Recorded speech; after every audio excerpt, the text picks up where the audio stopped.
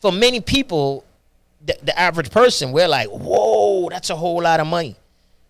To many people, $1 million is a lot of money. And I'm here to tell you, $1 million is not a lot of money.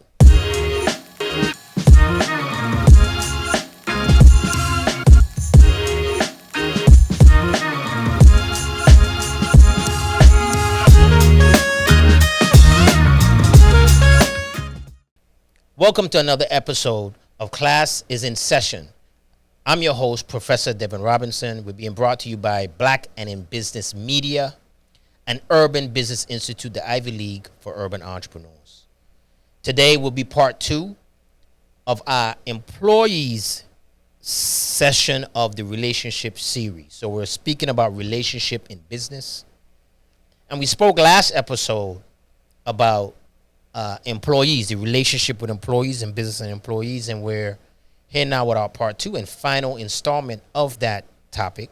Before we get started, I want you to head over to blackandinbusiness.com, where we have 2 interesting articles I want you to look at. One brought to you by Rashaya Barnes. I think her name is how you say it. I don't really want to mess that up, but Rashaya Barnes, for National Black Business Funding, of course, which we know is very, very important. It's a National Black Business Funding Day. And then we have an interesting article on tips and tricks to help you remain competitive in 2023. Tips and tricks for the Black entrepreneur. So I really want you to look into that. As I said, we're going to have our second installment on employees. I read an interesting article this week that made me also wanted to incorporate that in our discussion. It was an article about Nick Cannon. Now, when you hear Nick Cannon, you know, the first thing you hear is, or you really think about, what comes to mind? I think some people may think about Wildin' Out. Some people think about Mariah Carey. When you say Mariah Carey, you don't think about Nick Cannon. When you say Nick Cannon, you think about Mariah Carey. And the interesting thing is, Nick Cannon is a heavyweight in Hollywood. Now, I don't know what list he's on, A-list, B-list, C-list. I don't know what people will consider him, but he does have a phenomenal track record as an entrepreneur. Now, when we do think about him, we don't think about major accomplishments. This is so interesting, right? Because and forgive me if I digress, but you know, when we're out here, especially in articles, social media world, you have a lot of people who are self-proclaimed pundits. Everybody got something to say, Monday morning quarterbacks. And we would actually criticize someone like Nick Cannon, call him a clown, or say he's, I won't say washed up, because I don't think we ever felt he had a major career. But we would say he's maybe a simp or whatever, you know, whatever the terms are these days. But what's so crazy about him is, like I said, he is a heavyweight. And we would say these things not really realizing, like, he's still a major force that has made major accomplishments. And I always like to say, don't criticize what you can't do. So I'll give you an example. I'm a big Jeopardy fan, right? And right now, since Alex Trebek died, we have the alternate host. We got Ken, who is one of the producers of the show, and I think he holds the record for the most wins or the most money made on Jeopardy. And then we have Mayim Balak, I think how you say her name. She also, they alternate on hosting. And in the social media sphere, we would have people that are all often criticizing her about how she dressed and criticizing her outfit. And I'm always like, do you guys realize, like, she's like I think an astrophysicist or something, successful actress, and she's actually hosting the show. Like, she's a highly intelligent person. But we sit on the sideline and like criticize these people that have actually made it. They made it. We haven't tried it, but we criticize them. Trust me, I'm taking us somewhere with this, with you entrepreneurs. So back to Nick Cannon. This week I was reading the article, and he basically said in the article he has to generate $100 million a year. He don't have a choice. And I said, I identify with that. I identify with that as an entrepreneur because. So let me just kind of pivot a little bit. I think I touched on it last installment about the 4 stages of your business journey. And if you remember, and if you don't remember, go look, because this is class and it's in session. Stage 1, entrepreneurship, learning yourself, learning how to make decisions, see opportunities, go after business. 2, being an owner, business owner. So now your relationship with the actual business, setting up the business right, where it's a separate entity that is now a system that can run and provide goods and services profitably. The next stage is employer. I spoke about the different transitions going from stage 1 to 2, from 2 to 3. And I mentioned how difficult it is for a lot of people to go from 2 to 3. 3 is being the employer. But going from 2 to 3 is very, very difficult because most people are owner operated. They're the ones that they own the business, and then they provide the goods and services. And in some cases, you would see where they may have like a receptionist or, just an apprentice, just a person that's assisting them with what they're doing.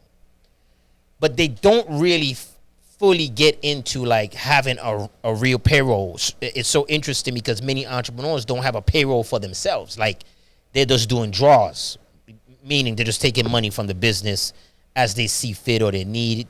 Sometimes the funds are commingled, that kind of stuff. But when you hit stage 3, becoming that employer, what's happening there is now you have the business established enough that now you can bring people on the team. And I'm gonna connect that to what I'm saying with Nick Cannon here in a second, right? But becoming an employer, I spoke about the importance of having as less ambiguity as possible, so that when people do come work for you, they can step into the right training, the right onboarding, and the right operation of the business, the right deliverables, that kind of stuff, depending on what their role is, right? But remember that cup of coffee I was speaking about with Starbucks? I kind of shotgunned the explanation of, what's in that cup of coffee, right? But when you hear someone like Nick Cannon speaks and says he has to generate $100 million a year, for many people, the average person, we're like, whoa, that's a whole lot of money. To many people, $1 million is a lot of money. And I'm here to tell you, $1 million is not a lot of money. Now, it's not a lot of money. So interesting. It's not a lot of money, but only 3% of all businesses in the United States generate that every year. Only 3% of all businesses generate over, not 3% of $1 million, but 3% over 100,000 a year. I was kind of confusing that with 100,000 a month, but the stats is only 3% generate over 100,000 per year. $1 million is roughly just under 100,000 a month. It's not a lot of money in the sense of what you have to generate in order to have all the pieces that you need. Now, think about your business and the product, the services that you're going to be bringing to the market. You bring this good or service to the market, and it has a price, right? You may have some price elasticity, meaning the price can go up and down, and you still don't lose the customer. Prices that go up and down is more the industries like the hospitality industry, the travel industry, airlines, hotels. But, prices can't really go up and down for restaurants, right? Their costs may go up and down depending on fuel costs, which is shipping to get their food or the supplies to their restaurant. Unless they're farm to table where they're getting it locally, the shipping may be a little less. But they can't really move around the prices. Like, people are not coming to a restaurant with unknown prices. But we would have different prices, different demand and stuff for air travel, hotels, that kind of stuff, right? So if you really think about it, for someone like Nick Cannon, $100 million a year, first of all, the guy has 11, 12 kids, right? So he has a lot of kids. And then what we also have is he needs security. got to travel around. Wardrobe, because if you guys see him in the same outfit twice, you're going to crucify him. He needs security. He needs drivers. He needs meals. You got to make sure he has healthy meals. Someone that travels a lot really should be eating healthy. Maybe fitness equipment that needs to travel with him. Personal stylist. All this stuff in order to bring himself to the market in a way that you guys would look up to him and see him as a star and buy into him. That's just him. Then he got a whole staff of people for his shows, the set, the different businesses, the whole nine. I'm sure he's including all of that. Typically, in a comment like that, he would. He said he has to generate $100 million, or there's a problem. So, why I bring that to you entrepreneurs is because when you say that you want to go into business and you got this good a service, you really should not be thinking on a low level where I'm just trying to get. Now, I'm again, I want you guys to understand that I traveled the road of. I was in the military. I worked for corporate America before I became a full-time entrepreneur. So I'm not speaking from. I popped out of my mom's womb with a silver spoon in my mouth. I traveled this journey, so I'm often speaking from experience and some of the pitfalls I did myself. And one of the pitfalls that I had early on when I became a full-time entrepreneur, 2004 to be exact, I was more focused on making enough money to replace my salary. Like, that was it for me.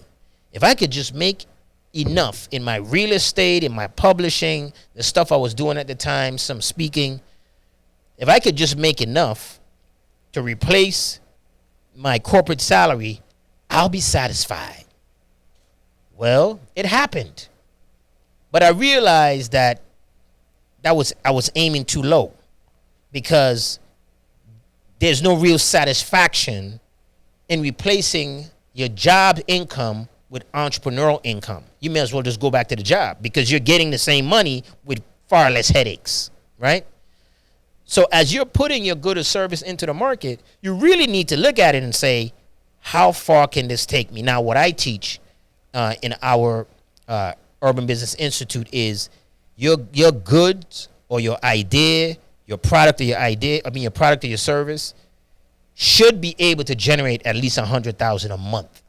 $100,000 a month. Again, a lot of people would look at that as massive, but I'll give you a quick breakdown here in a second. But $100,000 a month really is a comfortable enough salary that you can bring some people on board, for the most part, depending on the profit margins. But that amount should still give you room where you can bring people on board and employ them and kind of ease the stress and the pressure on you of delivering the good and service. Now, the stress shifts into more, maybe some mental and managerial and leadership, branding, growth stress, but the stress is taken off of you of delivering that good or service, where many people stay in as an owner-operator. Like I said, in stage 2, that owner-operator, they stay there, and not only do they have the stress of the providing the goods and service, they have the stress of everything else as well, because they're the business owner, right? So you have to really think about this product or service. What can it really, really do? And how far can it take you?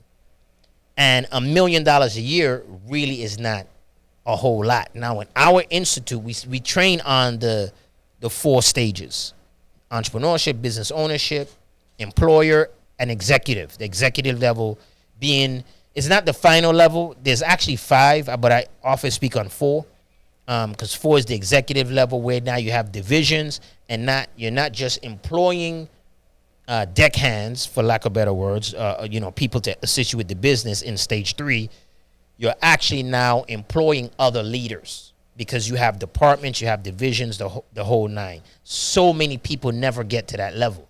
And why can't they get to that level? Like I said, there's a lot of difficulties, but we're going to focus on the relationship with employees part 2 to kind of help you with that. But many people often can't get to that level because the good or service is not able to generate enough to satisfy all those pieces, right? Now, 100,000 a month is 100 people spending 1,000 or 1,000 people spending 100. How is that done? What type of business is it? Is it a consumable where it's renewable, meaning, for example, like consumables could be beauty supplies, right? Food products, ketchup. You know, it runs out. You need more, right? So in those businesses, which is, you know, it could be seen similar to like a subscription business or membership, like a gym. Those are people that are renewing. They're coming back for more. And really, what your job is at that point is retaining them through your availability of your product, good prices, good services. You retain them. If it's a brick and mortar, a good location, convenient location, that keeps you with a retention of them coming back, right? So you got 100 of those people spending 1,000, or 1,000 of those people, like a grocery store, 1,000 people spending $100 per visit. That'll give you the 100,000 a month. Now you may have another type of business that's like a one-off, where they just need it once, like college. They're just there once. So now the main focus is not retaining those customers, but actually attracting new customers all the time. Car dealerships, same thing with them. It takes many years before people have to return for another car. So the marketing has to be right. The sales conversion has to be right. I'll get into that kind of stuff later in the season. Well, actually, maybe in next season when I'm talking about systems and that kind of stuff. But that's the kind of things I want you to kind of keep in mind, right? The marketing, if your marketing conversion rate is anywhere from 3 to 5%, it's really good. Your sales conversion 1 to 3% is really good, which means if you want, let's just say 100 people converting at $1,000 a month, 100 people, that's 1% of 100,000, right? So is that the right math? No. 10,000. I'm sorry.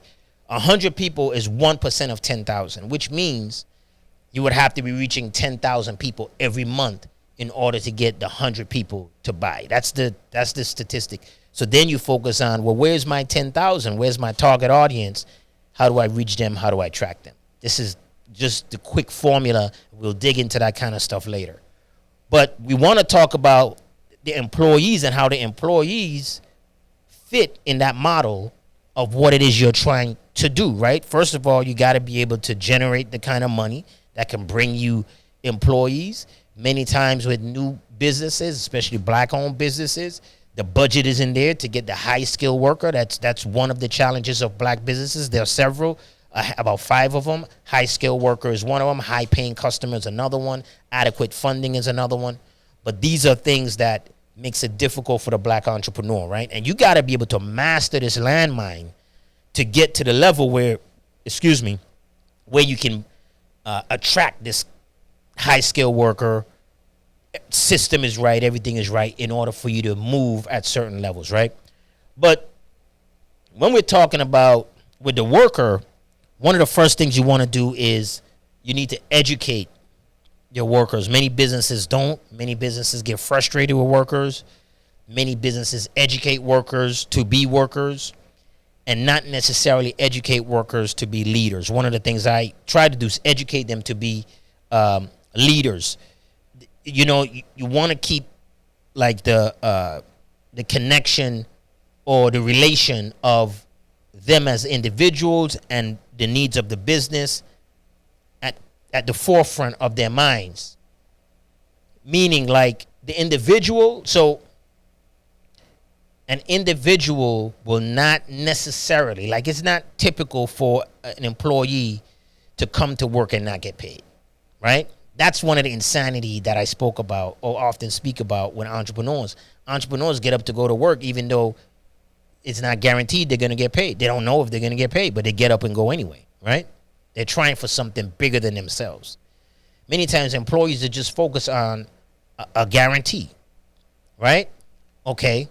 So coming to the business, they're looking for that guaranteed check, and they don't want anything that affects their pocket to happen.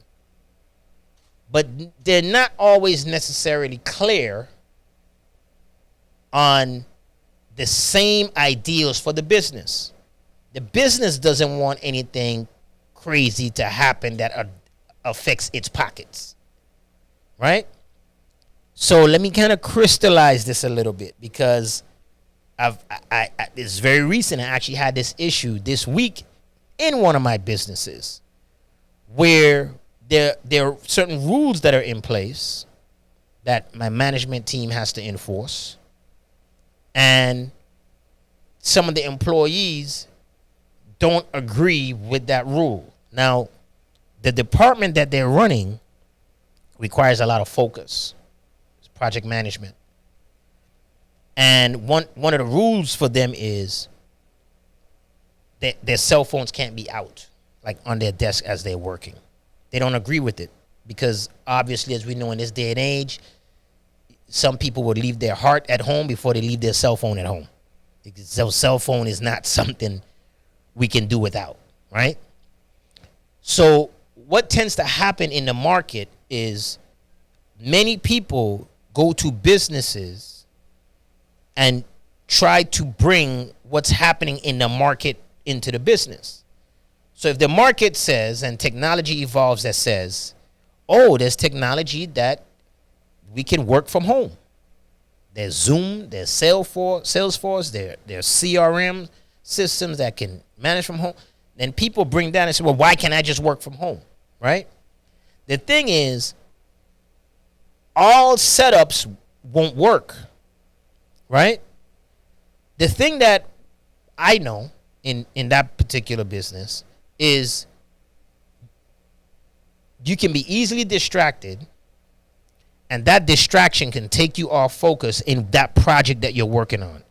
So in project management, we're doing stuff like business plans, reports, designs of businesses, lease negotiation, these kind of things that missing something or making a mistake can be critical to the client, and it can affect the client. But the individual may not be feeling that same way, because for them, they're looking for the biggest and most convenience possible as they're doing their job, right? And I'll get into some of that perspective here in this episode as well. They're so looking at their comfort and what they feel works for them, and they should be able to have their phone out, and if social media goes off, they can go to it right quick, answer some text, listen to some music as they're doing someone's lease negotiation. And historically, what I've known is that is a disaster. So something like that could be a back and forth, because they don't identify with that, because all they know is if a mistake is made on someone's project, they continue to get their check. It doesn't affect them, right?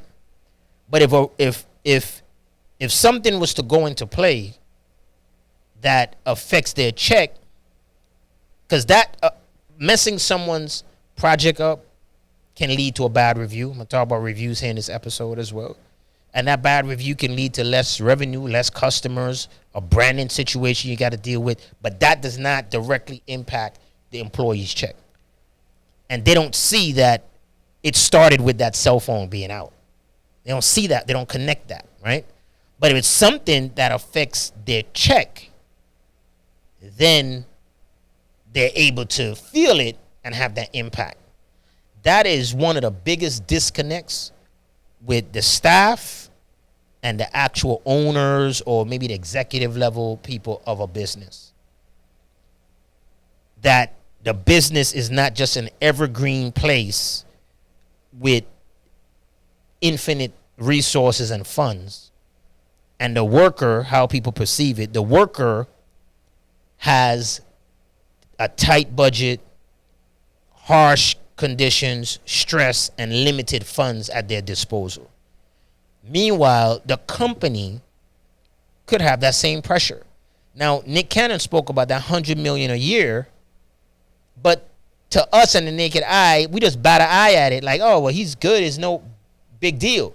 Meanwhile, he may be suffering from the stress of making sure it happens. He may have the stress of he got to keep up with the jokes. He got to keep up with the ratings on his show. He got to keep up with his health. He got to keep up with his schedule. He got to make sure he keeps the right agents around, the right management around. He gotta make sure that he keeps fighting for maybe some of the contracts on those hosting gigs that he got. And there could be so much pressure in doing that, but it's all relative to the actual worker as well. You're trying to keep things tight because things are happening. Your car is on its last leg. You may have some car trouble. Insurance rates may go up on your car. You may have some health issues. You need medication. The rent's going up. Mortgage changes. You had a relationship breakup. Now you only have one income to the house. These things happen. But there's often a disconnect in trying to convey to the worker that the business also suffers the pressure of generating that money needed to make everything work. So if you think about someone like, let's go back to Nick Cannon. So let's say I use him at the beginning. He's generating that $100 million a year off of his talent. So he's the product. He is the product, right? He may have some businesses. I'm not too familiar with his background as far as other separate businesses like franchises or whatever. I'm not sure. I don't know much about him with that. But he is that one individual, and he is the product, right? You may be selling water. You may be selling food. You may have a restaurant, a food truck. That is the product, and that product's integrity has to be so right that it can fund the entire thing and more and be profitable so you can grow. And the workers, there's often a disconnect there. So you need to make sure that you're educating your worker on workplace economics, right? I speak about workplace economics in my one book, Power Move, How to Transition from Employee to Employer. But the people that understands workplace economics are the ones that thrive, whether it's the entrepreneur or even the worker. But they need to draw the connection of how the money flows and how it works in the business, because many people don't, and that's why they never really extend themselves to the next level. Now, I was using the example of what happened, in my business with the cell phone being out, simple cell phone being out, right? And the example that I use when it comes to business is like parents having kids, right? Because there are more parents than there are business owners in this country, employers in this country. But it's the same, right? So I talk about it's like you having a child. If I'm talking to parents, you understand. You have kids, and then you're like, okay, your kid means the world to you, but your kids does not mean the world to anyone else, right? Necessarily.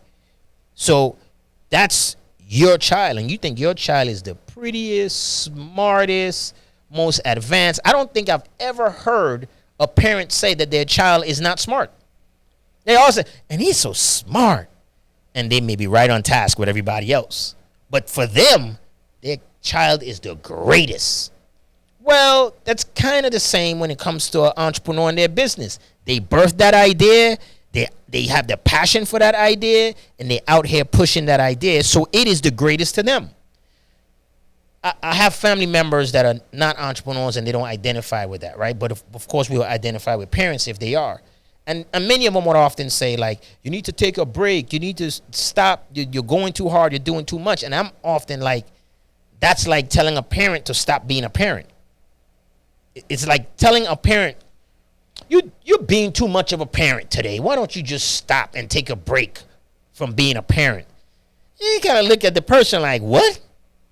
You want me to stop being a parent to my infant? Stop being a parent to my 3-year-old? Like, I mean, there are parents out there that are reckless like that. But we know that's not the responsible way, right? We stay in the pocket. We stay engaged with our kids until they're grown up enough that they can take care of themselves and probably eventually start looking after you. That's the same way with your business. Your business doesn't take as long as that human child. If you're doing it right, it'll grow fast enough where it can start taking care of itself, taking care of the staff, taking care of all the expenses, and then eventually take care of you, right? I mentioned that there were the four stages, and I said there's a fifth one. The fifth one is generational. So it's entrepreneurship, business ownership. You become the employer, then the executive, and then it's generational is the final stage of a business where the business is actually taking care of you and everyone else, and it's just generational, right? You wouldn't rarely see any 100-year-old black-owned business. Hard pressed to find a 50-year-old black-owned business or a 20-year-old black-owned business.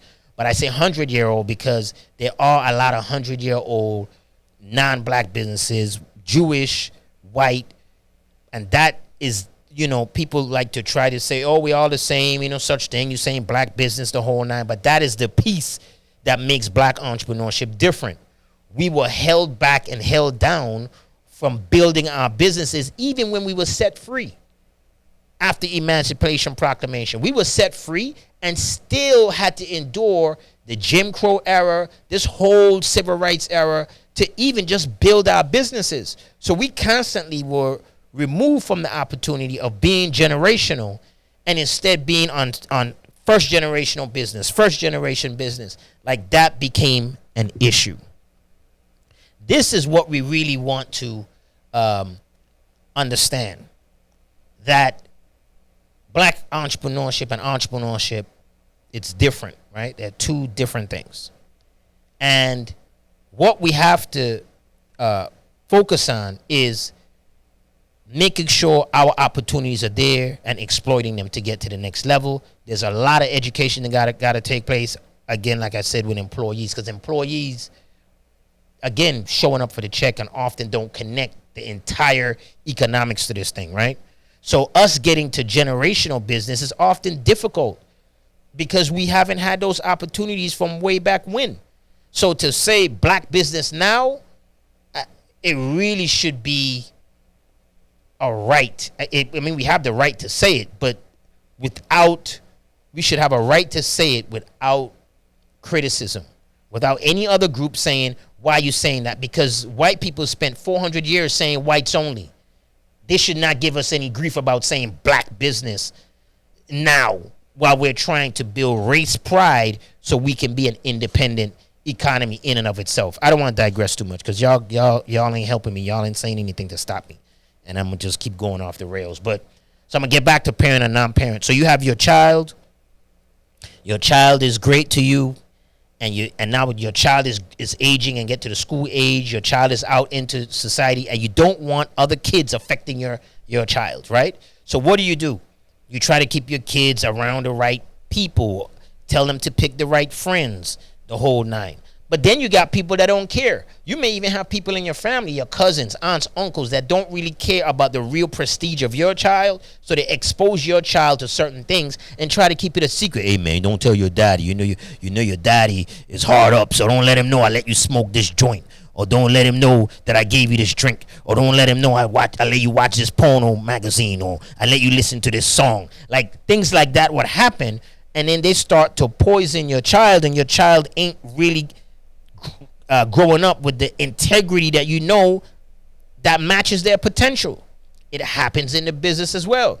You know the things you need to have in place for your business to thrive, and then you have workers that show up that don't have the same interests. They have self-interest, and they don't think it's a problem having their cell phone out. Because why? Why you being so hard up? Why we gotta wear uniforms? Why we gotta answer the phones like that? Why we gotta be so hard up to be early or on time? What's the big deal? You know why? Because when you show up at 9:04 instead of 9 o'clock, and 9 o'clock a customer was pulling on the door and saw that we were not open and they left, then we just lost trust in a customer that may tell someone else they be late. Don't go over there and waste your time getting out your car trying to go to their business because they're gonna be late, or they sometimes are late. So don't show up there and don't go to the business, and then that spreads and that becomes unfair. But you know the worker can leave and go somewhere else, and then you're stuck with the cleanup, right? So that's really one of the things you got to understand. Many people don't understand the details and the nuances of entrepreneurship if they're not entrepreneurs, no more than a non-parent understands what a parent has to go through to raise that child, keep that child whole and healthy for many years, consistently 3 meals a day, consistently 21 meals a week. They don't understand that. No more than a guy understands what a woman has to go through carrying a child and going through labor with that child. There could be a lot of explanation, but unless you're really in it, you don't quite know. So you got to educate your workers, right? So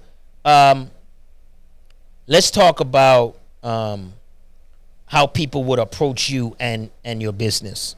So in many cases, people would show up telling you, and this isn't just workers, this could also be just colleagues, friends, family, with opinions on how you should run your business. You got to be careful with that as well, because they're going to promote their strengths, and even if it's your weakness. So let's just say they're strong at creativity.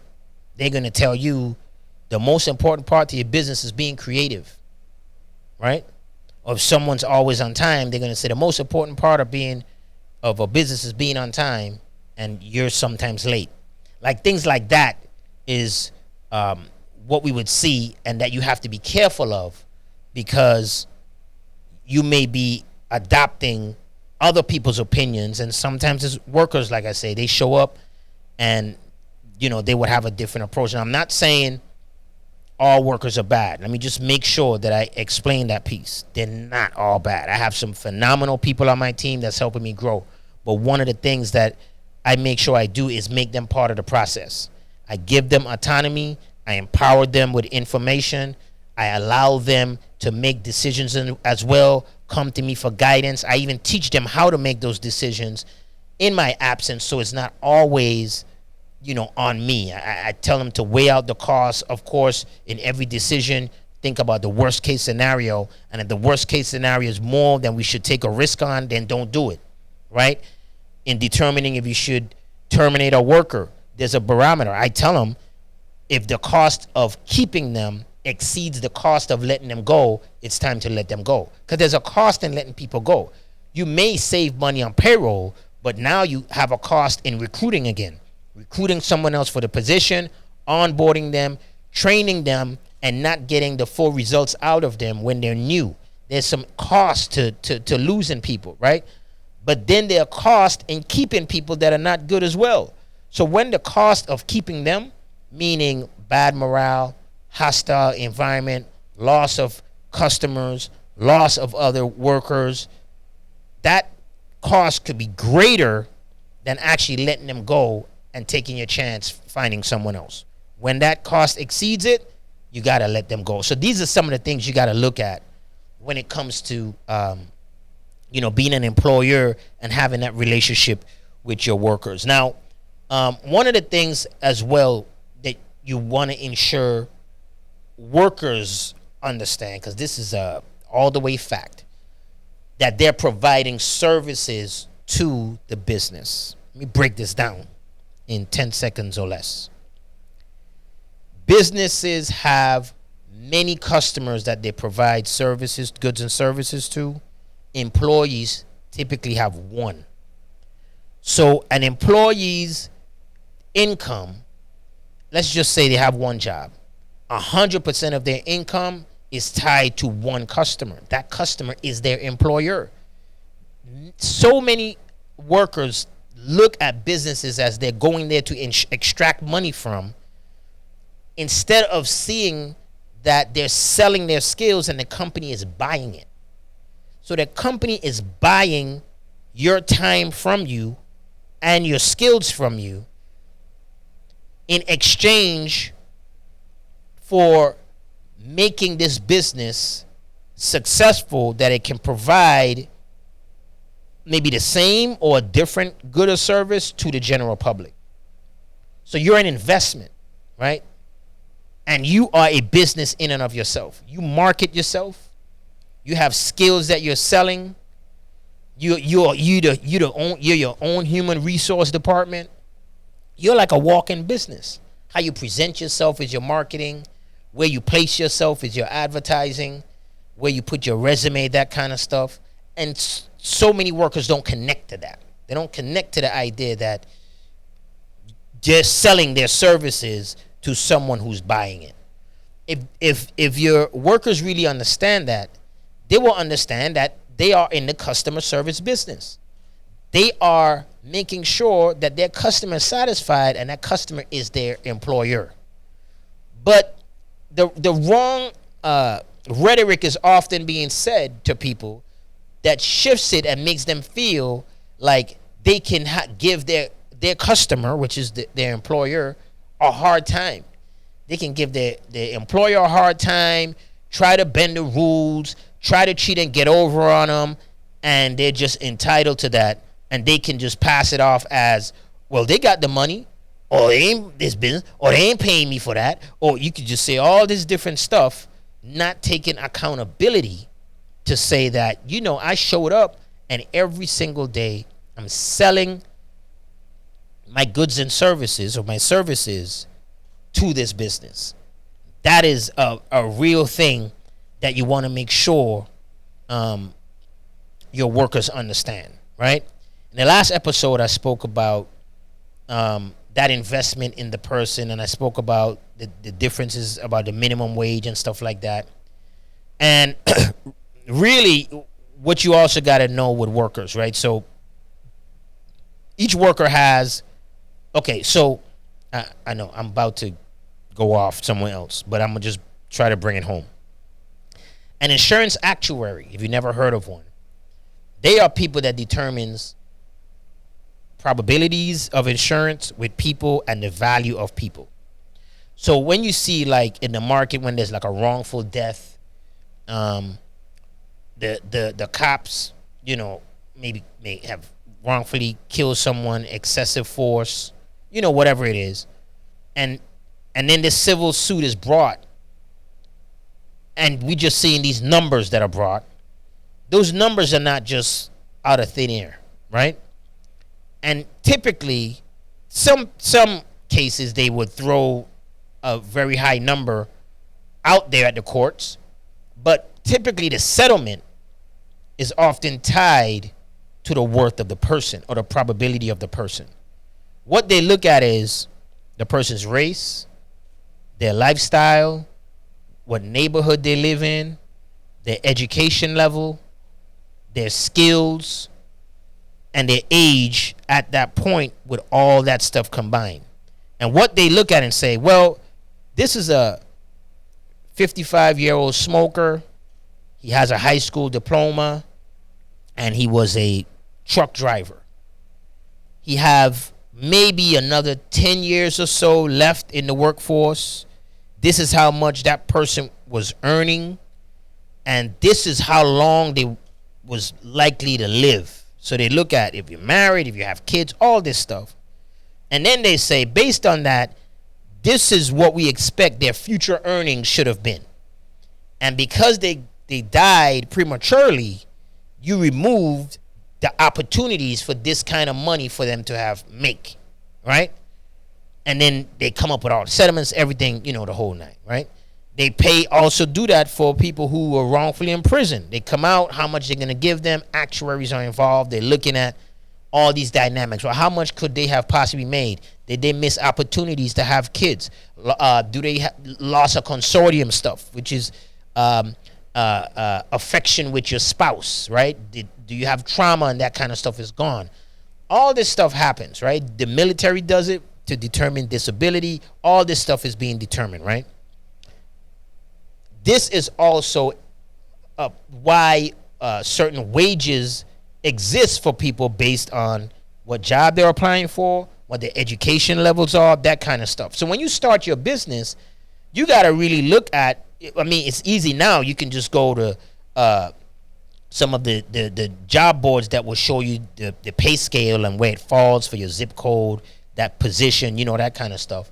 You can go look and determine what you are willing to pay this person, right?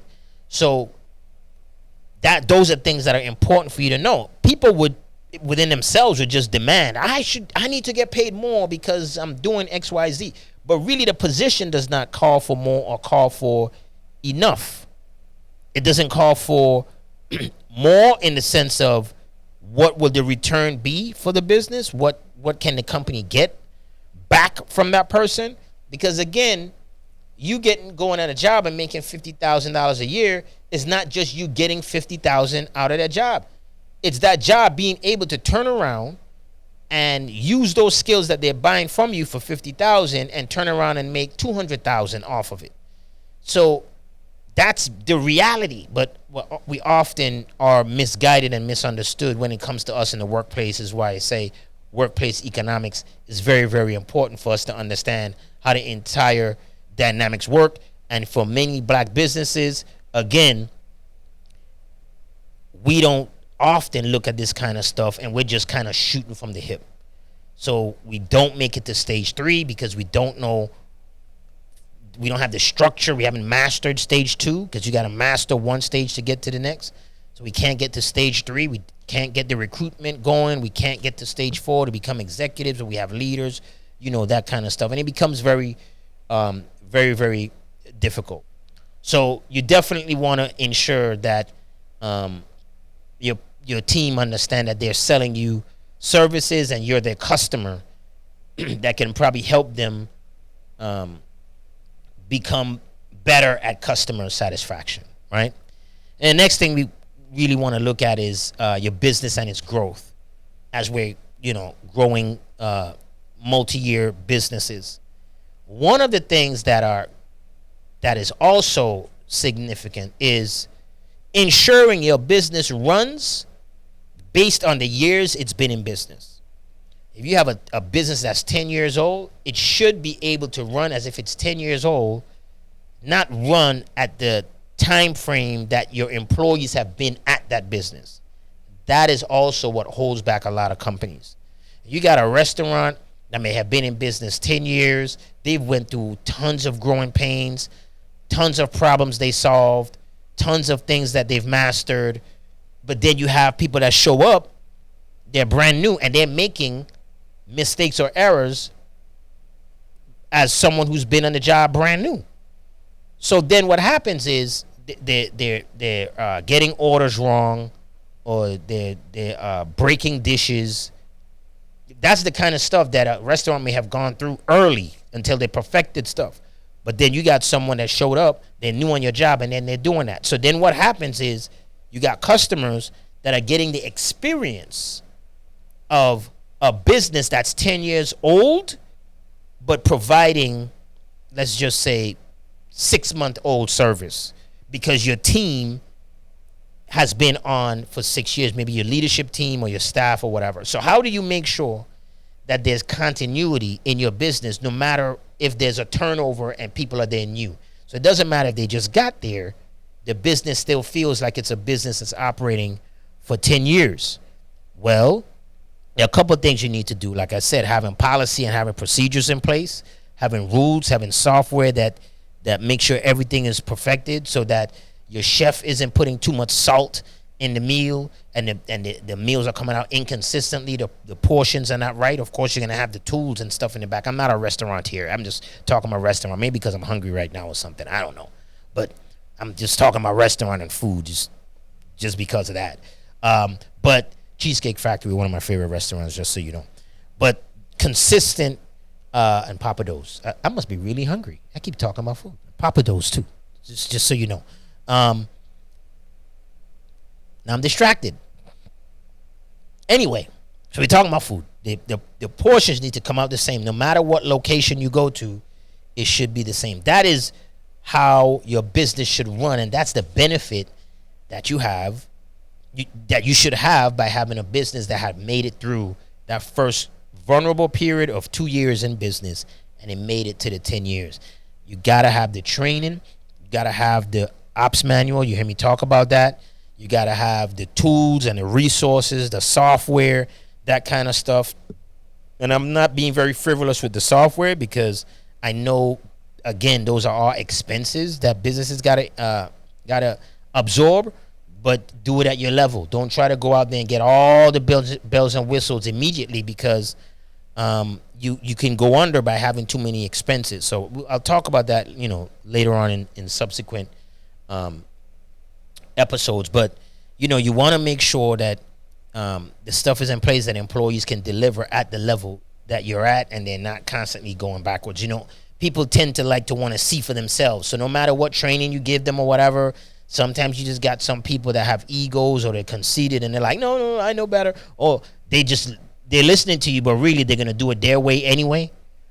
And then your business is the one suffering. Again, you got to understand, they can leave, they can go wherever, and you're the one stuck with it. You're stuck with the investment. If you have investors, if you have your own money tied up in this thing, you're the one that's at risk.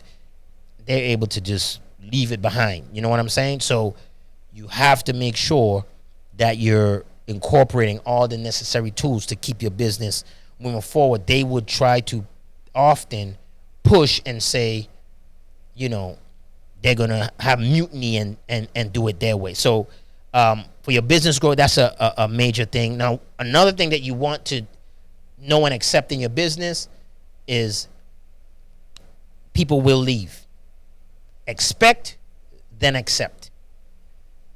People, each position, in addition to people, has a certain tenure. Like every job position has a tenure.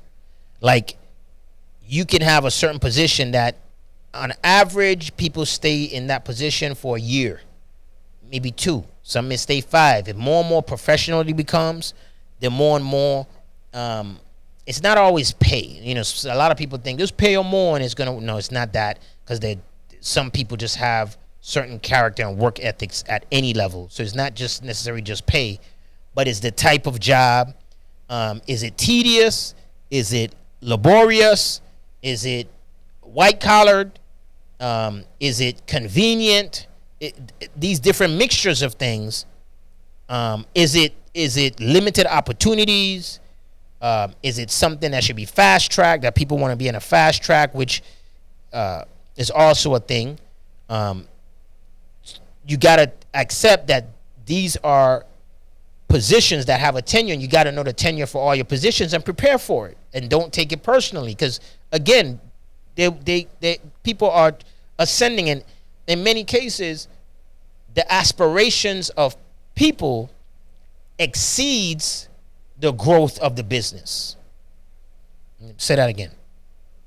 The aspirations of people are often in excess or exceeds the opportunities of a business.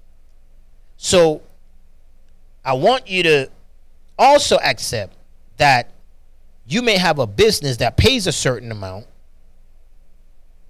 but your pay may be at an entry level pay, and getting to the higher pay happens with experience. That industry could be high turnover.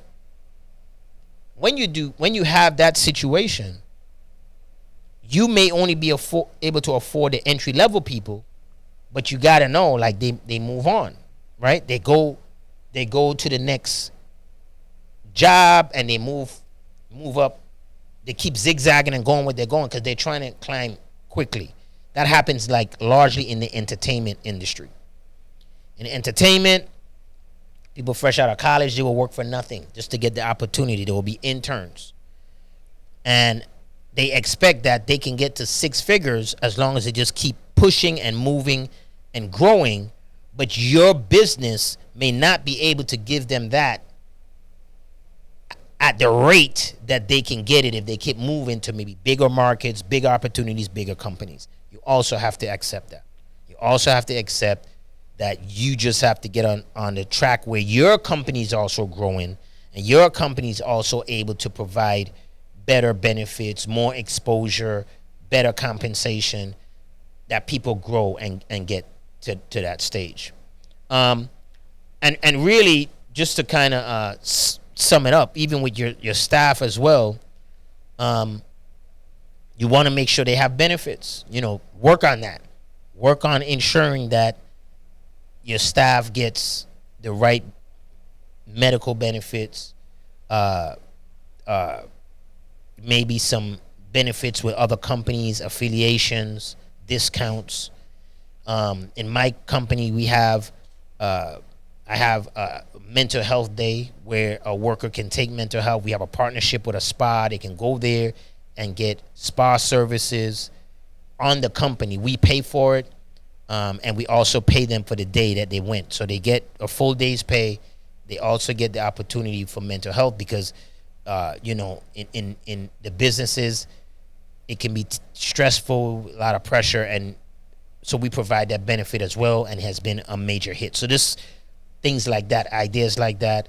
The spa company feels we're on the cutting edge as a company, and we're black owned. If you consider me black, right? You guys know that I'm black. You think I'm black. So yeah, we black owned then. So, and my staff is diverse. I would say 70% black. But I try to make sure that we can offer things. I'm not the person that, I'm actually not even the highest paid in any of my businesses, but I'm not the person that tries to take all the money and be the highest on the hog. I try to spread the wealth and make sure other people are being paid well. So that's like the benefits that you want to incorporate in your business. So let's kind of end it off with reviews, right? So we know reviews are often unfair because it's one-sided. Everyone attacks the business. Businesses don't do reviews on workers. Businesses don't do reviews on customers. Businesses don't do reviews on the government or anything. So that's another thing that definitely requires education of the masses to really understand that we need to try to work things out as best as we can amongst self, because you got nasty people who don't care, right? They would really like put those reviews out there, not knowing like they're permanent. They're like permanent things for a temporary situation. You know what I'm saying? It could be, I don't know. I mean, I haven't really experienced it, but I'll just use examples of like people who were shorted on money or customers who feel something else should have happened, and it's resolved. You may resolve it, fix it, but then now that review lives forever because they rarely go back and fix their review. So that is a very, very important thing that needs to be addressed with your workers, to make sure that they understand those dynamics as well. So I invite your comments, your feedback. Of course, you can write into us. Don't forget to go to blackandinbusiness.com to sign up for a newsletter to get all the updates on articles, information of where we're going to be at. Are we traveling with the podcast, other shows that's being released, some of the episodes that may be coming out. Make sure you go there. Write into us. You can write our producer at blackandinbusiness.com as well, to get your comments on what you feel are some of your challenges in business and trying to get to stage 3, or probably even trying to get to stage 4. So until then, happy profits to you. And as always, ensure you outgrow your yesterday. I'm Professor Devin. I'm out.